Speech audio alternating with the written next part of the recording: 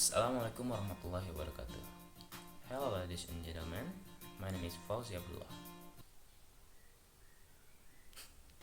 This time we will talk over several topics, so let's go guys. And first thing first, I want to introduce myself. My name is Fauzi Abdullah. You can call me whatever you like it, but mostly some of my friends call me Z or Uzi. Now I study at Politeknik Negeri Bandung, and before I study in this campus, I was school at Vocational High School, SMK Sate Karawang, majoring in Computer Network and Engineering. And I take the similarly major at the college, which is Telecommunications Engineering. And I have an interest technology since I was in elementary school. My first experience is I code for a simple modding script in GTA San Andreas. Yeah, for the first, I have a lot of bug and error in my code, but finally I can run that script in the game.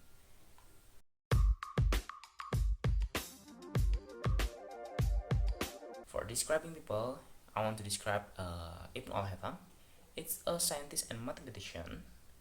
So it's from the journal Tinjauan Biografi-Bibliografi Ibn al-Haytham.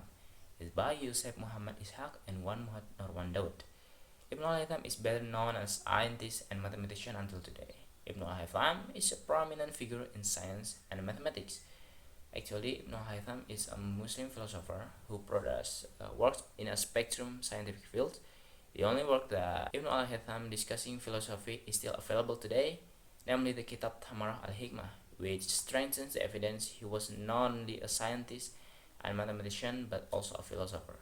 And about his physical appearance, his shape of face is diamond, the eyes is upturned, the eyebrow is medium and rounded, and the nose is sharp, and he has got a beard. Some reports such as Tatimah Siwan al-Hikmah by al-Bayhaqi describe the adult figure of Ibn al-Haytham that his body was relatively short. Ibn al-Haytham have a plus. Ibn al-Haytham has a book entitled Answers to 7 Mathematical Problems that were asked of me about him in Baghdad, and I have answered them. Or in Arabic, it's Ajwiba Sab Masail Ta'limiyah Su'iltu Anha bi Baghdad Fa'ajabtu. He made other book. So the book is entitled Answer to Geometry Problems that were asked of him in Baghdad in the month of 480 Hijriah. Or in Arabic, it's Jawab lahu an masailah muhandasiyah suila an Habib Baghdad fi suhur sana taman asar wa arba'ah. This is the title of his book that Ibn al-Haytham took the part in scientific discussion and scientific debates in Baghdad. Ibn al-Haytham is also known to have many works that are study of Greek science and philosophy. Ibn al-Haytham also was very religious and did not value material possession, and he loved science very much. Ibn al-Haytham also a people, so he have a minus. His minus is the limitation of historical back information about Ibn al-Haytham life, and his book sometimes incomplete. Some details may be blurred or lost over time, and some researchers have argued that Ibn al-Haytham was not only a scientist but also an engineer, and they maybe have been used by the rulers of his time for a military purpose. Especially in the context of city defense, this can be controversial, especially if scientific knowledge is used for a military purpose. But guys, it's just an argument and it is a theory, so it can be legit. And I have an interest about Ibn al-Haytham. He made a significant contribution to the field of optics by studying light, vision, and reflection. He was one of the first scientists to develop theories about how light travels in straight lines and how it reflected by various surfaces. This concept formed the basis of our modern understanding of optics.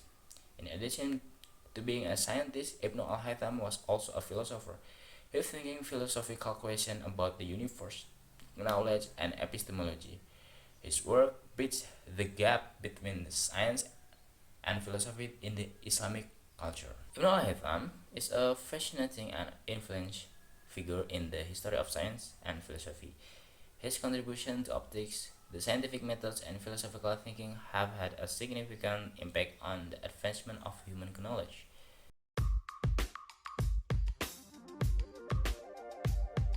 League is a big local brand in Indonesia. They produce shoes who have a good technology. And this one is League Shift. Until today, this basketball shoe is still worth to buy. Why? So let's find out. Traction. This traction is insane. It have a good grip at outer court, but at indoor court is a little bit inconsistent. Sometimes good and sometimes it's sleepy. And the sleepy is bothering because when I want to move direction or do crossover, the sleepy comes out and it's kinda cancel my move. But about the durability, during my usage, it's very durable. When high school, I train every 4 days in a week, and the traction pattern is still good. Also, durable also is squeaky.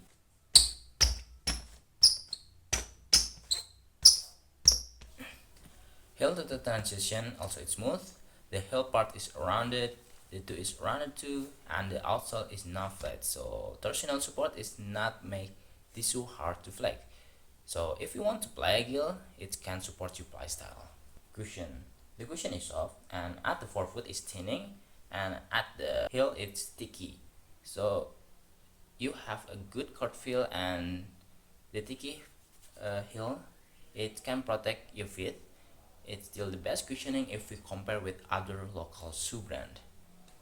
And about the material, the upper side is made of leather. All top is made of leather is still breathable because the TPU plastic in this shoe. And about the cushion, Lee says he used the FA foam and used this panel, for the maximized cushion for this shoe. And the middle of the shoe is Lee added shank plate for torsional support. This technology we can see in the branded shoe brand like Air Jordan 11 and Adidas ZX.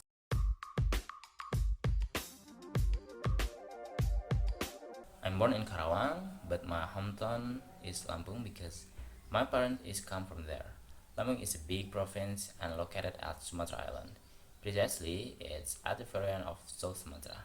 You can go to Lampung with two choices of way. Firstly, you can go with the planes, and the airport is called Bandar Udara Raden Inten 2. It's located in Natar, South Lampung, and secondly, you can go with the ferry ships. Start from Banten, Merak Harbor until Bakauni Harbor. After you anchor or get up to Bakauni Harbor, you'll see the landmark of Lampung. It's called a Siger. You can go there and you must pay the ticket. The ticket is around 10k rupiah, so it's affordable and worth it, I think. The landmark have a lot of spot photo because it's in the high area and the view is a sea. So yeah, it's worth it to take a photo. To pay the ticket is around 10k rupiah. Because if you want to take a photo, it's aesthetic guys because behind you is a sea. So yeah, and along the way towards Lampung, it's a lot of palm tea because province Lampung it's 13 position the largest palm oil plantation in Indonesia. And the weather in Lampung is basically same with Bandung, but it's a little bit warmer than Bandung. But the people, honestly, I don't know, but how reality of ordinary Lampung guy, because in my area, I'm in Japanese people. I'm in our Japanese people in Lampung, but I ever met one of them, and he is kind. He welcome to my family. He welcome to every people, but yeah, his Indonesian is more higher. So in the first impression, I think he angry with me. Lampung have Pulau Pisang. It's a beautiful island in the Lampung. The access, if you want to reach the island, you must go to Tebakak Harbor, a small harbor, and you will go with a small boat. In Pulau Pisang, the signal is safe, especially Telkomsel. The other telecommunication, I think it's still have a good signal like XL, AIM3, and other, but the Telkomsel is still the best of the signal in this island. So don't worry guys, in this island the people is so nice and so welcome with a tourist. I think the concept of the building is unique, which is good. And after you can reach the beaches, the view, you can see the green of leaf, Tosca green of sea, white of sand, and sometimes dolphins comes out from the sea. So yeah, it's very very soothing. And if the time is afternoon at the coast, you can see the teen playing volleyball, football, and other things, kind of sport, and it's very fun. You can join with them. Yeah, it's pretty fun. But the historical of Lampung, I just want to talk the point. If you're interested more, you can find it in the Lampung government site. Province Lampung is born in 18 March 1964. Lampung is have a big potential.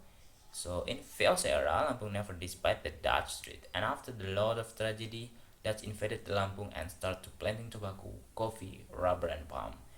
And Dutch live after the loose. So today, we see a palm, we see a tobacco, we see coffee, we see rubber in Lampung. It's because of Dutch invaded Lampung. And the place I want to go is New Zealand. I want to visit this country. It's in the South Pacific Ocean.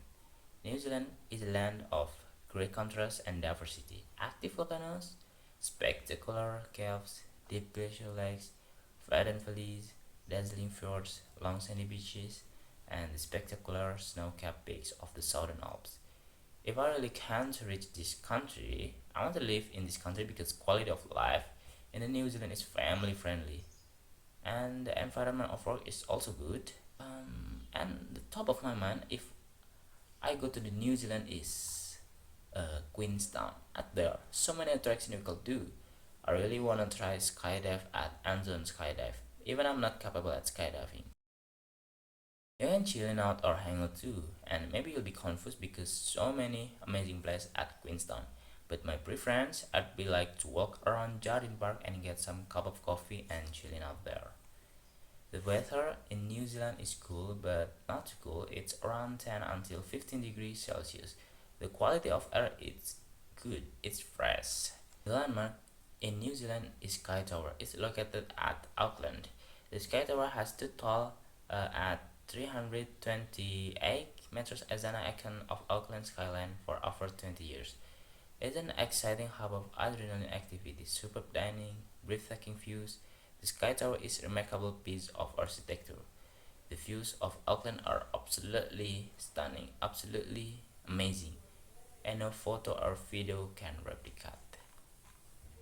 If we're from Jakarta and we want to go to New Zealand, we fly from Jakarta and we can choose three places of landing, which is Auckland, Christchurch, and Queenstown. It takes time around 7 until 11 hours of flight, and the ticket it's kind of pricey, so it starts from 9 million rupiah.